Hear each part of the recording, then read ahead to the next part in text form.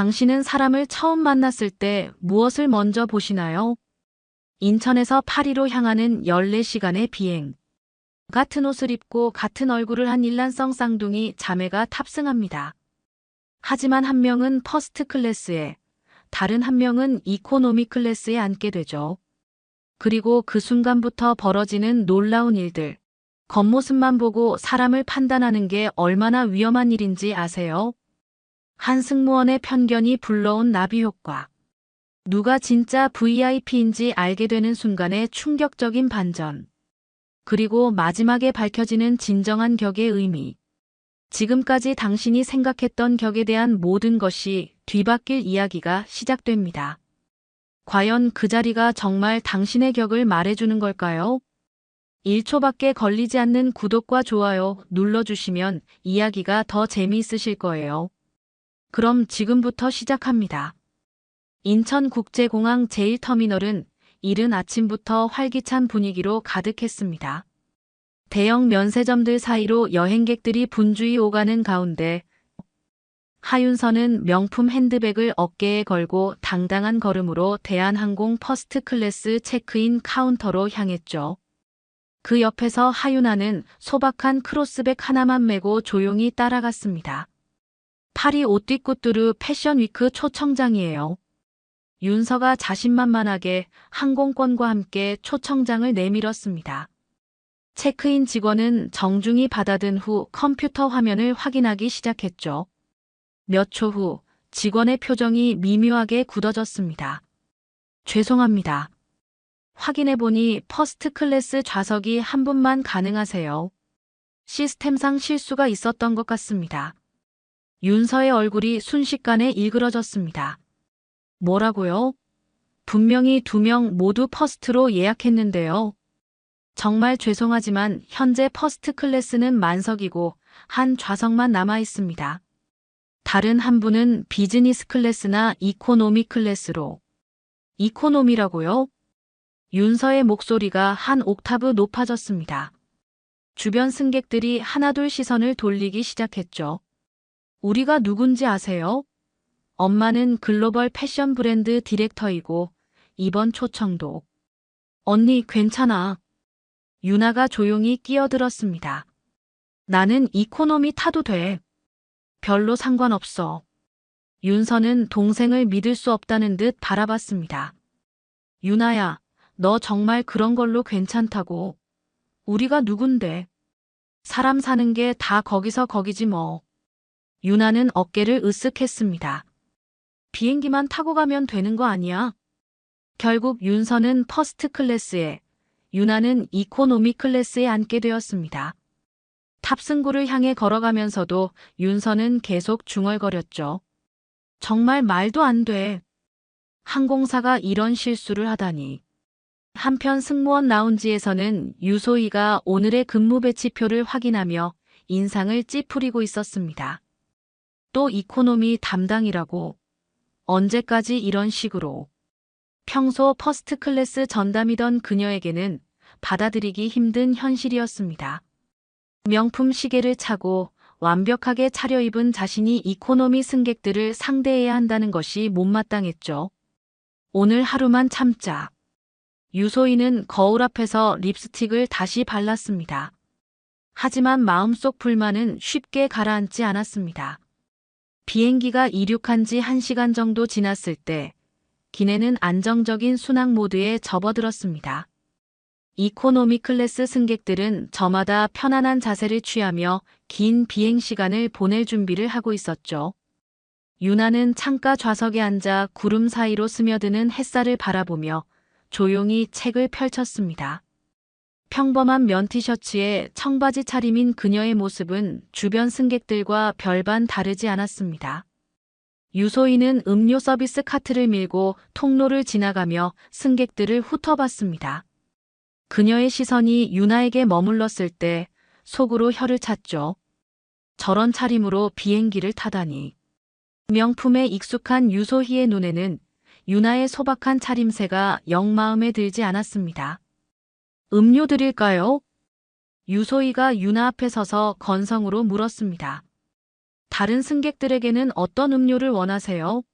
라고 정중하게 물어봤지만 유나에게는 대충 넘어가려는 태도가 역력했죠. 오렌지 주스 주세요. 유나가 미소를 지으며 답했습니다.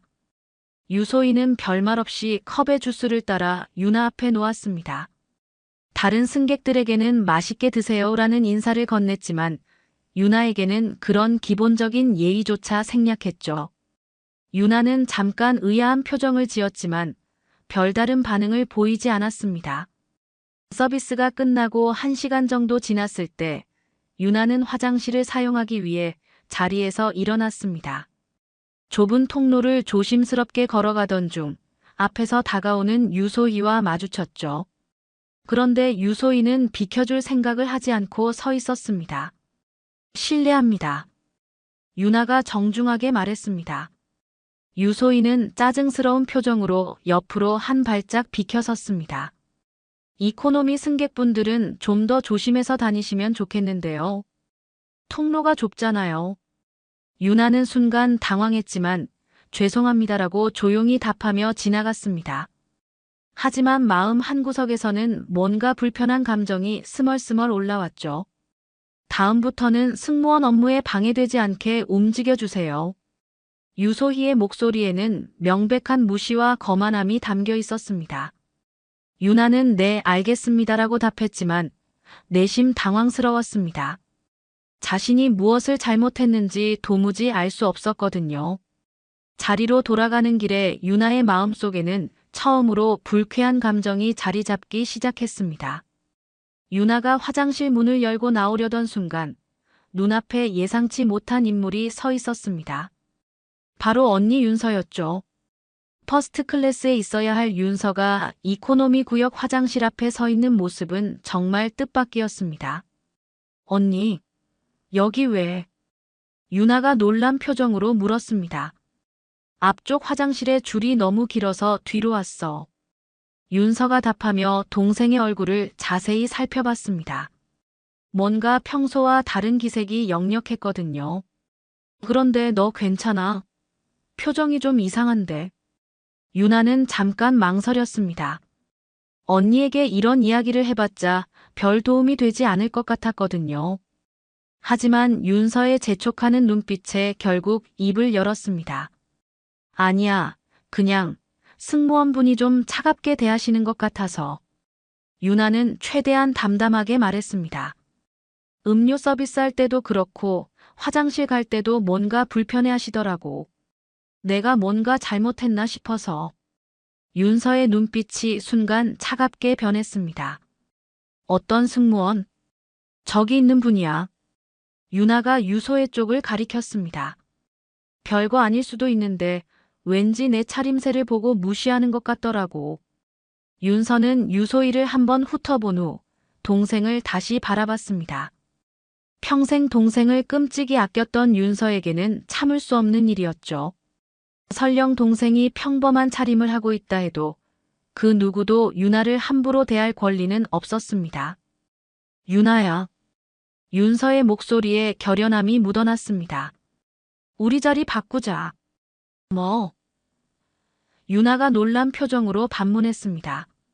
내가 이코노미에 앉을게. 너는 퍼스트로 가고.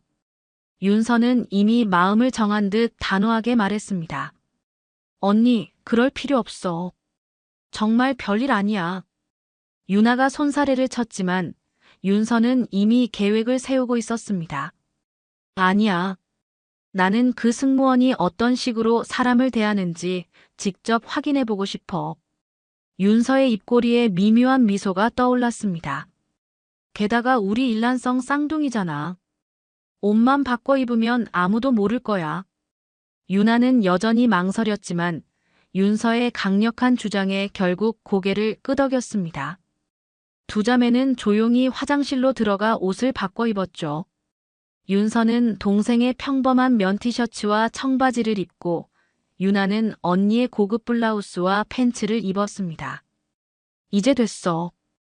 윤서가 거울을 보며 만족스러워했습니다. 완전히 똑같네.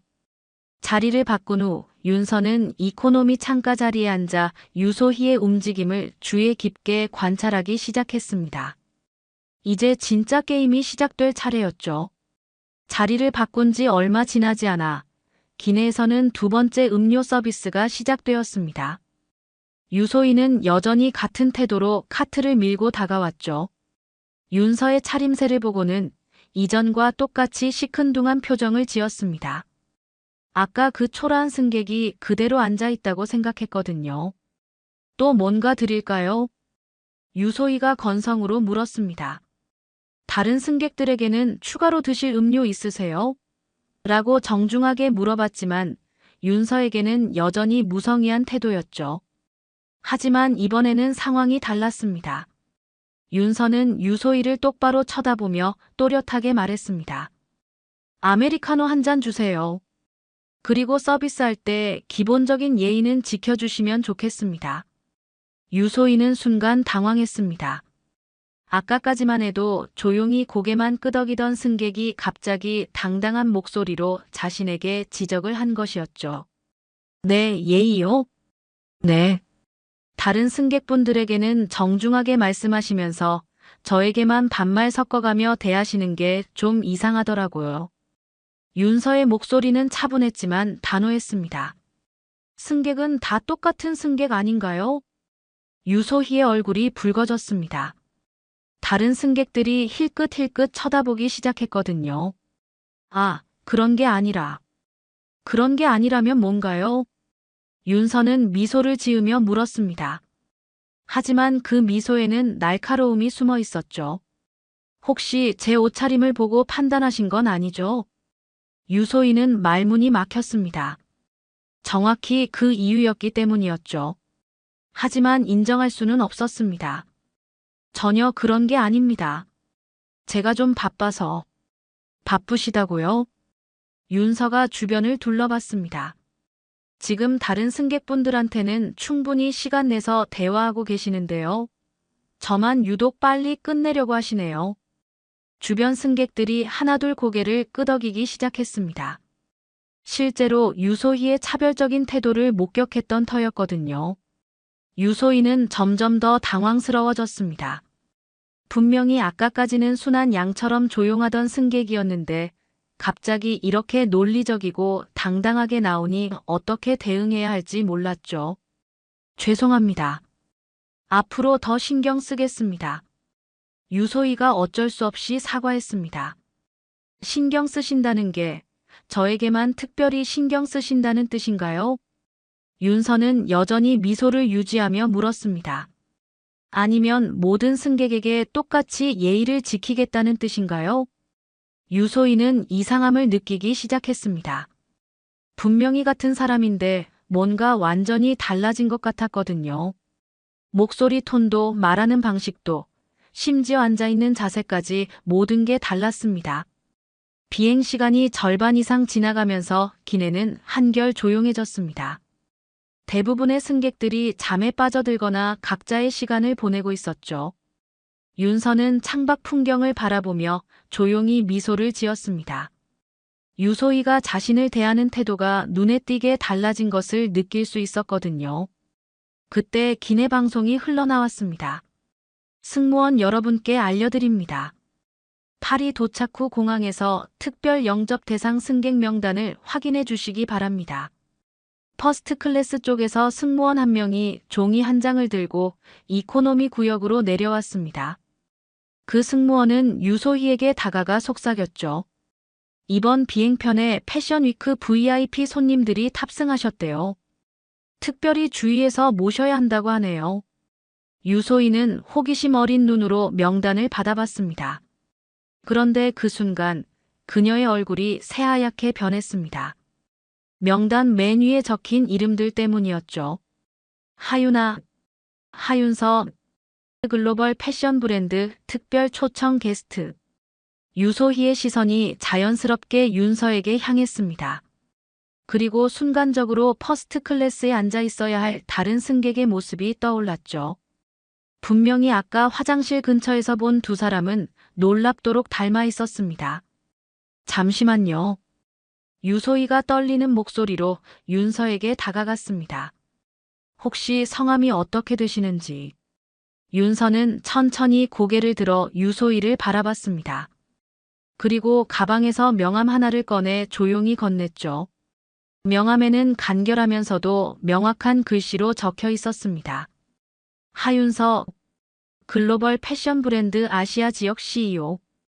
유소희는 명함을 받아든 순간 무릎에 힘이 빠지는 것을 느꼈습니다. 자신이 그토록 무시하고 함부로 대했던 승객이 바로 패션계의 거물급 인사였던 것이었죠. 엄마 브랜드 글로벌 최고 경영자입니다. 참고로요.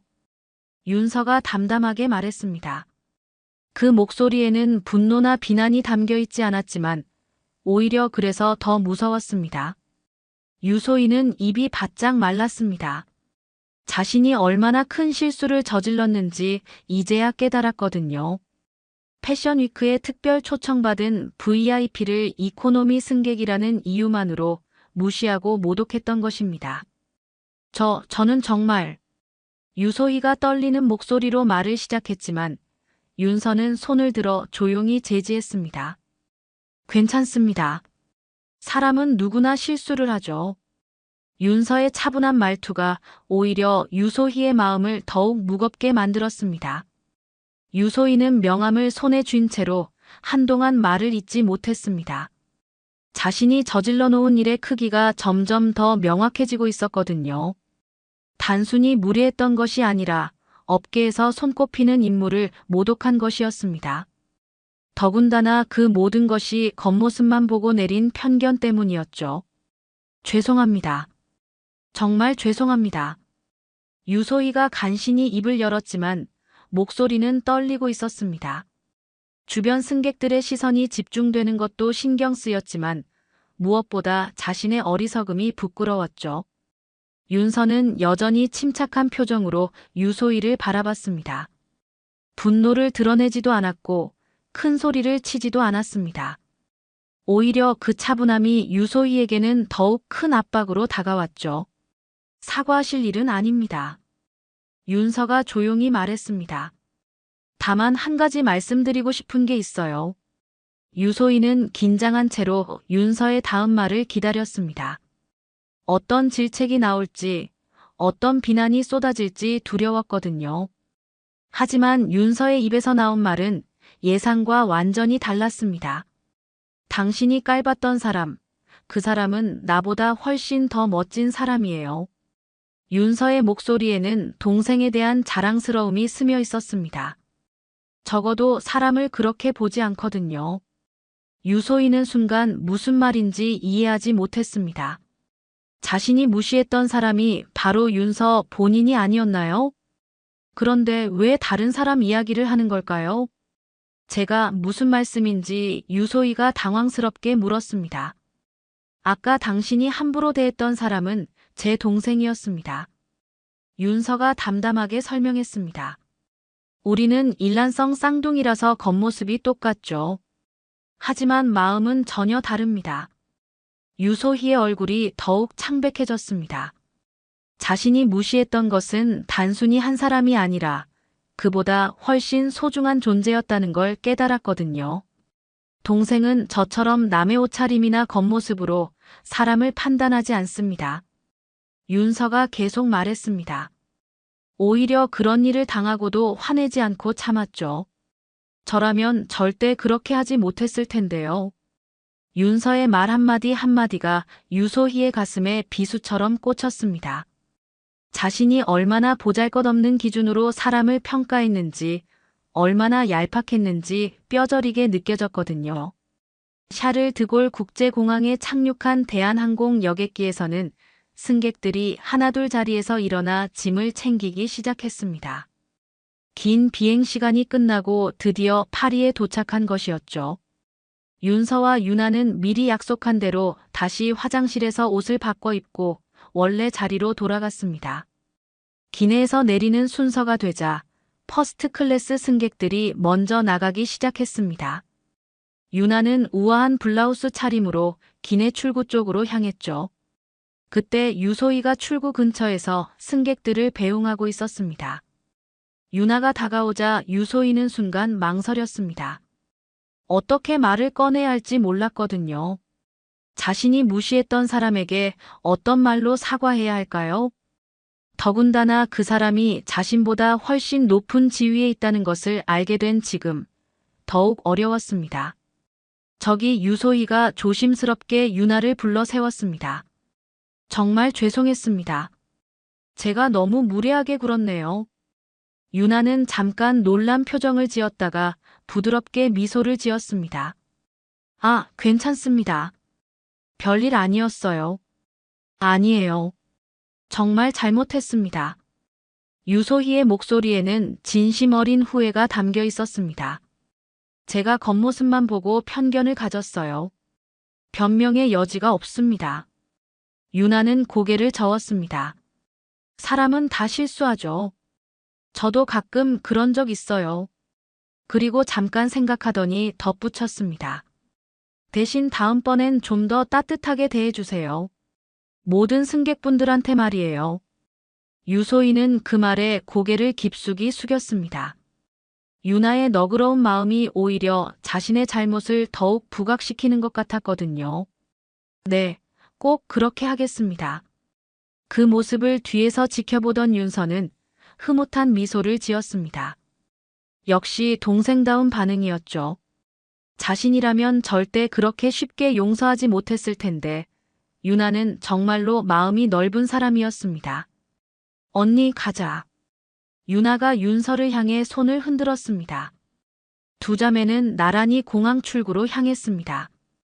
유소희는 그들의 뒷모습을 바라보며 오늘 있었던 일들을 되새겼죠. 자신이 얼마나 어리석었는지, 그리고 진정한 품격이란 무엇인지 깨달은 하루였습니다. 파리 패션 위크가 열리는 그랑 팔레 전시장은 세계 각국에서 온 패션 관계자들과 언론인들로 북적였습니다. 화려한 조명 아래 런웨이가 설치된 메인홀은 패션계의 중심지답게 웅장하고 세련된 분위기를 자아내고 있었죠. VIP석에는 명품 브랜드 관계자들과 유명 인사들이 자리를 잡고 있었고 일반석에는 패션을 사랑하는 다양한 사람들이 앉아 있었습니다. 유나는 VIP석 앞줄에 앉아 있었습니다. 여전히 소박한 정장 차림이었지만 그 자리는 분명 가장 특별한 좌석 중 하나였죠. 주변에 앉은 사람들은 모두 화려한 드레스나 최신 디자이너 옷을 입고 있었지만 유나는 전혀 위축되지 않았습니다. 오히려 편안하고 자연스러운 모습으로 쇼가 시작되기를 기다리고 있었죠. 한편 일반석 뒤편에서는 유소희가 조심스럽게 자리를 찾고 있었습니다. 오늘은 근무가 아닌 개인적인 시간에 패션쇼를 관람하러 온 것이었죠. 평소 패션에 관심이 많았던 유소희에게는 꿈 같은 기회였습니다. 하지만 티켓을 구하기가 쉽지 않아서 가장 뒤쪽 일반석에 겨우 자리를 잡을 수 있었습니다. 자리에 앉으며 주변을 둘러보던 유소희의 시선이 VIP석에 머물렀습니다. 그리고 그곳에서 익숙한 얼굴을 발견했죠. 바로 며칠 전 비행기에서 만났던 유나였습니다. 소박한 차림 그대로였지만 가장 좋은 자리에 당당히 앉아있는 모습이었습니다. 유소희는 순간 복잡한 감정에 휩싸였습니다. 자신은 이 자리에 오기 위해 얼마나 많은 노력을 했는지 모릅니다. 티켓을 구하기 위해 지인들에게 부탁하고 비싼 돈을 주고 겨우 맨 뒤 자리를 샀는데 유나는 자연스럽게 가장 앞자리에 앉아 있었죠. 하지만 이상하게도 질투나 부러움보다는 다른 감정이 먼저 들었습니다. 며칠 전 자신의 어리석은 행동들이 떠올랐거든요. 유나를 무시했던 이유는 순전히 겉모습 때문이었습니다. 명품을 입지 않았다고, 화려하지 않다고 함부로 판단했던 것이죠. 쇼가 시작되고 모델들이 런웨이에 등장하기 시작했습니다. 유소희는 유나의 모습을 계속 관찰했습니다. 유나는 쇼를 진심으로 즐기고 있었습니다. 화려한 옷에 현혹되지 않고 디자이너의 의도를 이해하려고 노력하는 모습이었죠. 주변의 VIP들과 자연스럽게 대화하며 전혀 어색해하지 않았습니다. 유소희는 그제야 깨달았습니다. 진정한 격이란 자리에서 나오는 게 아니라는 것을 말이죠. 유나가 VIP석에 앉을 수 있는 이유는 비싼 옷을 입어서가 아니라 그 사람 자체가 가진 가치 때문이었습니다. 오늘 이야기 어떠셨나요? 구독과 좋아요는 이미 하셨을 테니 시청자님의 의견을 댓글로 달아주세요. 항상 건강하시고 행복하세요.